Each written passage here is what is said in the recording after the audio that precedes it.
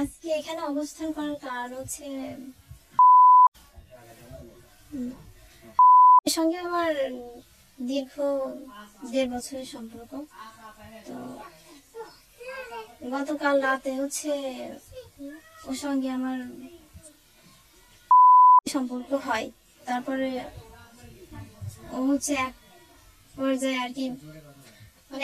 আর কি আমাকে রেখে এভাবে বেরোয় চলে আসে। এখন একটা মেয়ের সাথে একটা ছেলের সম্পর্ক হওয়ার পরে তো আর আসলে ওই মেয়ের ব্যাকে ফেরার কোনো জায়গা থাকে না।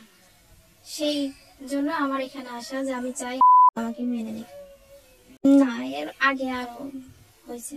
আমার সঙ্গে কথা হচ্ছে মেসেঞ্জারে খুব কম, হোয়াটসঅ্যাপে বেশি। এভিডেন্স বলতে কল লিস্ট গুলো আছে, কিছু মেসেজ।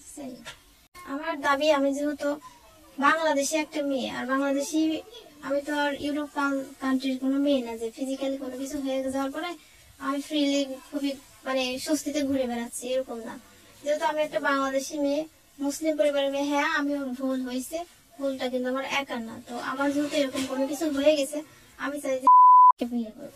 এটা হচ্ছে আমরা কুমারখালী ক্যাফে আছে, ওখানে যা হয়েছে 2-3 বার। হ্যাঁ, ওইখানে ওর একটা ফ্রেন্ড চাকরি করে ক্যাফেতে, ওর নাম হচ্ছে মেবি হবে, আমার তো খেয়াল নেই।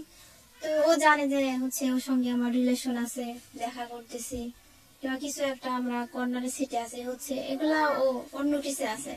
এটা একটাই রাস্তা আমার কাছে। আমি প্রথমে বলছি যে আমি একটা মুসলিম পরিবারের মেয়ে, আমার ভুল হয়েছে, আমি ভুল করছি, আর ভুলটা আমি একা করি নাই, আমি ওকে ভালোবাসছি, ও চাইছে।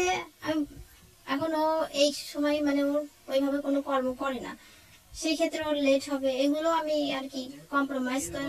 পেছনের কারণ একটাই যে হচ্ছে ওই সময়গুলোতে আমাদের যে সম্পর্ক যেটাই হোক একটা হাইড অবস্থায় ছিল।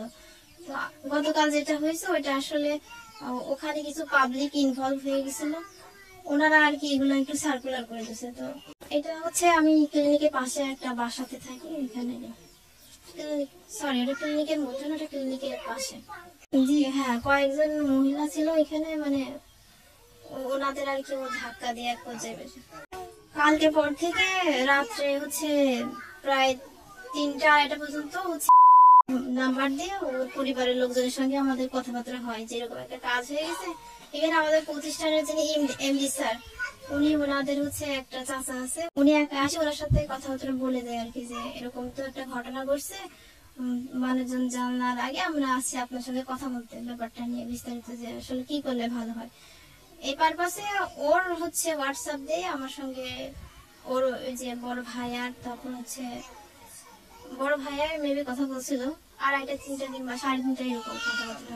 তখন তারা আমাকে বলছিল যে হচ্ছে ঠিক আছে, তুমি আমাদের একটু সময় দাও, তোমার যদি বেশি সমস্যা হয়, ওখানে কেউ যদি তোমাকে প্রেশার ক্রিয়েট করে, তুমি বাসায় যাও কিংবা তুমি আমার বাসায় এখানে আসো, হচ্ছে আমাদের একটু 2-1 ঘন্টা সময় দাও, সমস্যা নেই, তোমাদের বিয়ে হচ্ছে দিয়ে দেবো।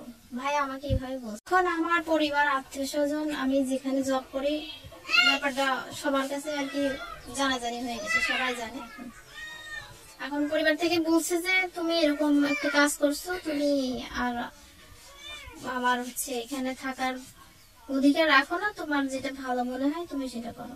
কালকে যখন ভাইয়ের সঙ্গে আমার কথা হয়েছে, তখন বলছি যে ভাইয়া ঠিক আছে, 2-1 ঘন্টা টাইম দাও, সমস্যা নাই, হচ্ছে বিয়ে তোমার সঙ্গে আজকে রাত্রেও দিতে পারবো, সমস্যা নেই। পরবর্তীতে সকালে ওনাদের হচ্ছে আর কি বসার কথা ছিল, কিন্তু ওনারা যার সঙ্গে বসার কথা বলছিল উনি নাকি উপস্থিত না, এইভাবে জানাইছে। তো আমি মেয়ে হিসেবে তো এইটা নিয়ে আসলে ঘুরে বেড়াতে পারতেছি না। এখন আমি চাই সঙ্গে আমার বিয়ে হোক, আমি আমার জীবন রাখতে চাচ্ছি না।